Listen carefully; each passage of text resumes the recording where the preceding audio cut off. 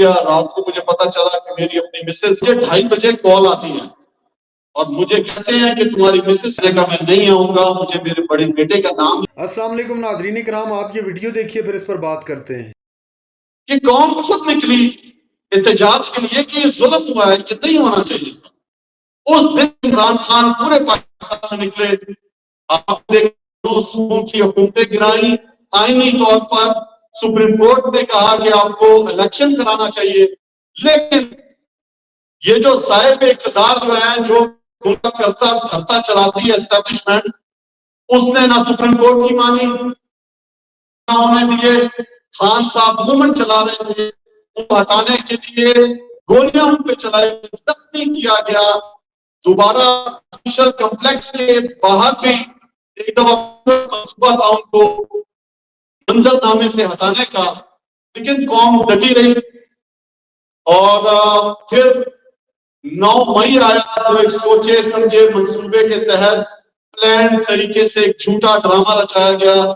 और आप सोचें कि इमरान खान साहब पे 200 झूठे मुकदमे, कभी वो लाहौर पेश हो रहे हैं, लाहौर से इस्लामाबाद पेशी के लिए आते हैं और इस्लामाबाद हाई कोर्ट के इहाते से 3 दिहाड़े उनको बैंक वहां पे मौजूद था उठा लिया जाता। तो ये तो हाल है हमारे वहां पे अदल के निजाम का।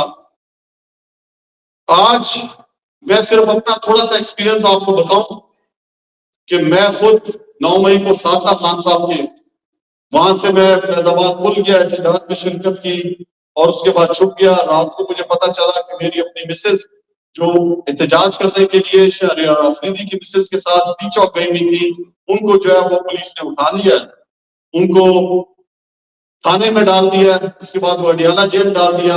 मेरे भाई को कोयटा से घर में, जो किसी भी सियासी ओहदे पे आज तक नहीं रहा, उसको रात को उठा लिया गया और मुझे 2:30 बजे कॉल आती है और मुझे कहते हैं कि तुम्हारी मिसेस को, जिसको डी चौक से उठाया था, उसको हम GHQ हमले में डालेंगे।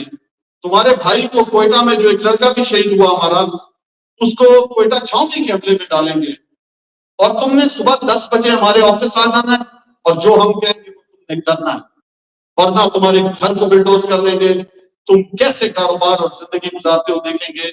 मैंने कहा मैं नहीं आऊंगा, मुझे मेरे बड़े बेटे का नाम लेकर धमकी दी गई कि वो इस जगह पढ़ता है। अबू बकर, अबू हुरैरा का नाम लिया दूसरे बेटे का, और आखिर में मेरी बेटी जो 13 साल की थी उसका नाम लिया कि ये यहाँ पे पढ़ती है ना, तो तुम्हें देखेंगे। मुझे शदीद गुस्सा आया। मैंने कहा तुमने जो करना है करो, मेरे बच्चों को ज़िबा कर दो, मैं पीछे नहीं हटूंगा, मैं तुम्हारे पास नहीं।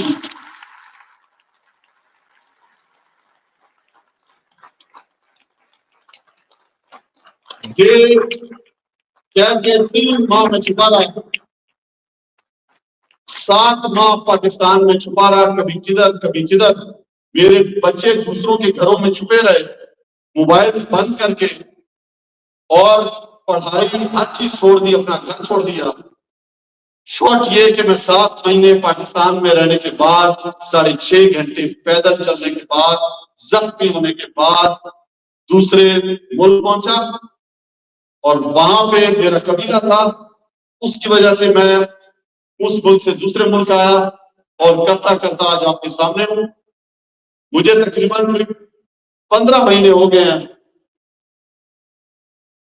ये सारा सफर करते हुए, लेकिन एक बात है कि जो कौम ने जो अज़म दिया और जिस तरह मुझे भी इलेक्शन में हिस्सा नहीं लेने दिया गया, मेरे कागज रिजेक्ट किए गए, आज मेरी तमाम प्रॉपर्टी सील है, मेरा NIC बंद है, मेरा कारोबार बंद है, मेरा नाम ECL में है। चीफ जस्टिस का ये जो एक छोटे से कद का शख्स आज पाकिस्तान की सबसे बड़ी अदलिया की कुर्सी पे बैठा हुआ है और आज का वक्त का काजी बना हुआ है, ये एक ऐसा शख्स जिसके बारे में जस्टिस गुलजार ने 5 रुकनी बेंच ने फैसला दिया कि इस पे इमरान खान के केसेस नहीं सुनने चाहिए। आज भी आप देखें जुल्म के खिलाफ उसको कुछ नजर ही नहीं आता। जब हमारी माओ बहनों को उठाया जा रहा था, जब हमारे तजवीज कुनिंदा, ताइद कुनिंदा को नहीं छोड़ा जा रहा था, इलेक्शन कैंपेन नहीं करने दी जा रही थी, इस शख्स ने इतना बड़ा जुल्म किया। हमारे मुल्क में आपको पता है लिटरेसी रेट क्या है, वहां पे निशान पर इंतखाबात लड़े जाते हैं, निशान तक पाकिस्तान तहरीक इंसाफ का छीन लिया गया, कंपेन नहीं करने दी गई, हमारा पोस्टर नहीं लगाने दिया गया, कैंडिडेट बेचारे घर से नहीं निकल सकते थे। उस हालात में जब सोचा कि बिल्कुल डरा दिया, धमका दिया, माओ बहनों को उठा लिया, पाकिस्तानी कौम खौफ में डूब चुकी है, इन्होंने 8 फरवरी को इलेक्शन कराया नाम नेहाद। मैं अपनी कौम को आज खसूसन पंजाब के लोगों को खराज तहसीन पेश करता हूं। जिस तरह जुल्म जबर खैबर पख्तूनख्वा में भी हुआ, बलूचिस्तान में हुआ, लेकिन जो पंजाब में हुआ, जिस तरह हमारी माओ बहनों के दुपट्टे खींचे गए, कारोबार उनके बंद किए गए, गाड़ियां तोड़ी गई, लोगों को उठाया गया, उसके बावजूद वो लोग जो 65% पाकिस्तान के नुमाइंदे हैं, वो जो पढ़े लिखे लोग हैं, जिनके अक्सर घर वाले बच्चे, भाई बहन, जिनके रिश्ते फौज के साथ हैं, वो लोग डट गए। और इमरान खान हमेशा से कहते रहे थे कि जब लाहौर और पंजाब जागेगा तो इंशाअल्लाह पाकिस्तान जो है वो हकीकी आजादी की तरफ जाएगा।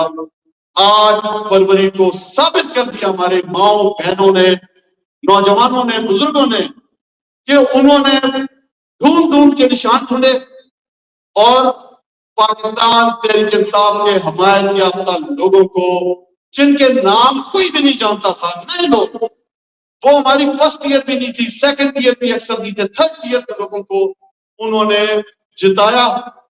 हमारे ये जो नाखुदा बने बैठे हैं, ये जो 3 साल के लिए आते हैं, उसके बाद जबरदस्ती एक्सटेंशन लेते हैं, ये जो समझते हैं कि ये मुल्क ही हमारा रियाया है, ये सारे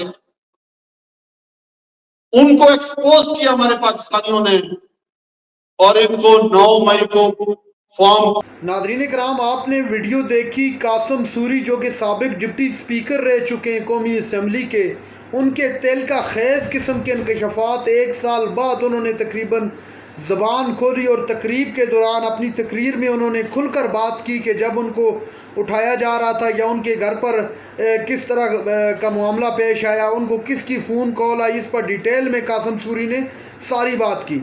नादरीन कराम, कासम सूरी आप जानते हैं कि अरसे दराज से जो है बिल्कुल जो है खामोश थे और कुछ नहीं बोले थे, और आज उन्होंने जब तमाम राजों से पर्दा उठाया तो पूरा ऐवान, पूरा हाल, ऐवान नहीं हाल हैरान रह गया इस तकरीर को सुनकर। चूँकि कासम सूरी ने इस तरह की गुफ्तगू ना इससे पहले की है और ना ही कभी उन्होंने इस तरह का तस्करा किया कि उनके साथ क्या कुछ हुआ, लेकिन आज कासम सूरी ने तमाम पर्दों से पर्दा उठा दिया, तमाम राजों से पर्दा उठा दिया। नादरीन कराम, ये थी आज की हमारी वीडियो। चैनल पर जो नए, चैनल को सब्सक्राइब करने के लिए वीडियो तक अल्लाह हाफ़िज़।